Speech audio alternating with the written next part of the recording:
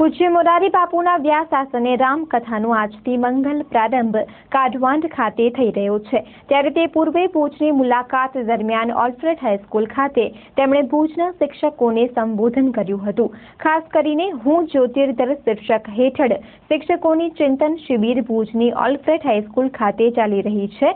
ત્યારે તેવા સમયે જ પૂજ્ય મોરારી બાપુએ શાળા પરિસર ખાતે આવીને શિક્ષકોને સંબોધન કર્યું હતું। આ પ્રસંગે તેમની સાથે બાઇબલ ફાઉન્ડેશનના ઘનશ્યામભાઈ જોશી, ડોક્ટર મિલિંદ જોશી, મીનાબેન પંડ્યા સહિતના સત્સંગીઓ ઉપસ્થિત રહ્યા હતા। ખાસ કરીને શિક્ષકોની ભૂમિકા અને વિદ્યાર્થીને જ્ઞાન આપવાની ભાવના વિશે પૂજ્ય બાપુએ અવિસ્મરણીય વક્તવ્ય રજૂ કર્યું હતું। ચંચળ ન્યૂઝ સાથે વાત કરતા તેમણે જ્યોતિર્ધર શિક્ષક અને શિક્ષકાની ભૂમિકા અંગે ચંચળ ન્યૂઝ સાથે વાત કરી હતી। કોઈ વિષય મારા મગજમાં આવ્યો નથી। ઘણી વખત એવું બને છે કે હું આગળથી મારા મગજમાં આવે એમ નક્કી કરી લેતો હોઉં છું। ઘણી વખત કથામાં જતો હું પહેલે દિવસે ત્યારે ઘણી વખત વ્યાસપીઠ ઉપર જ નક્કી થાય છે। એટલે અત્યારે મને કંઈ ખબર નથી કે કાલથી હું કયો વિષય લઈને માણસના આધારે બોલીશ। રણમાં કથા છે, રણની કથા વિશે ફળદ્રુપ જમીનમાં બીજ વાવીએ અને મબલક પાક પાકે એ કરવા જેવું છે, પણ એમાં કંઈ બહુ મોટી સિદ્ધિ નથી। પણ રણમાં બીજ વાવીએ અને એ ખુશ્બુ ફેલાય અને એમાંય જે આપણી આર્મી પડી છે, આ સરહદ છે, એટલે રણમાં રામકથાનો એક વિશેષ પ્રકારની મારી દ્રષ્ટિએ આ કથા છે, એનો મને પોતાને વિશેષ આનંદ છે।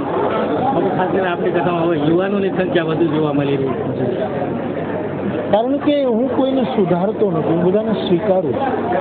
ગમે તેવો યુવક હોય, મારે એને એમ નથી કહેવું કે તું પાપી છો, તું આમ છે, મારે એને સ્વીકારવું છે।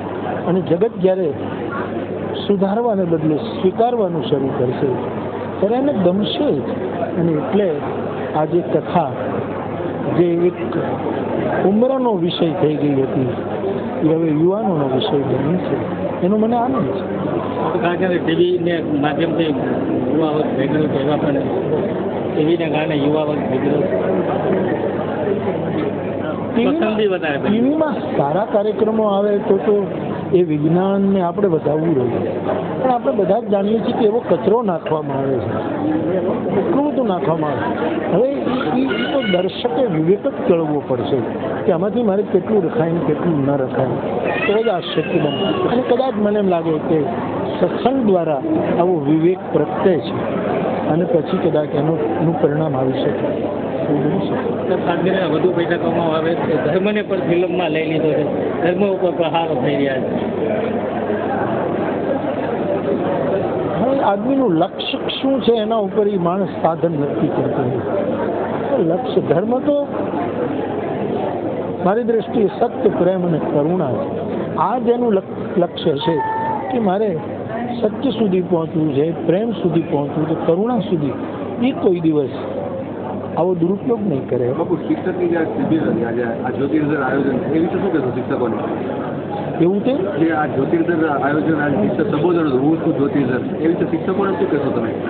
ના, એ શિક્ષક માટે જ કહેવાનો આ સબ્જેક્ટ હતો કે શિક્ષક ભલે નાનું કોડિયું લઈને નીકળે, એક જ્યોતિ લઈને નીકળ્યો છે, હું તો એમ કહું કે કદાચ કોડિયું લઈને ન નીકળે તો એક અગરબત્તી લઈને નીકળે, એક મહેક લઈને શિક્ષક નીકળે, પણ અગરબત્તી પડી રહીને તો ઓલવાઈ જાય, ઊભી રહેવી જોઈએ।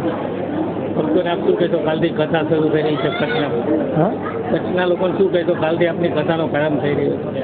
આપ સૌ જાણો છો કચ્છની જનતાનો રામકથા તરફનો આદર વિશિષ્ટ આદર છે સાહેબ, એટલે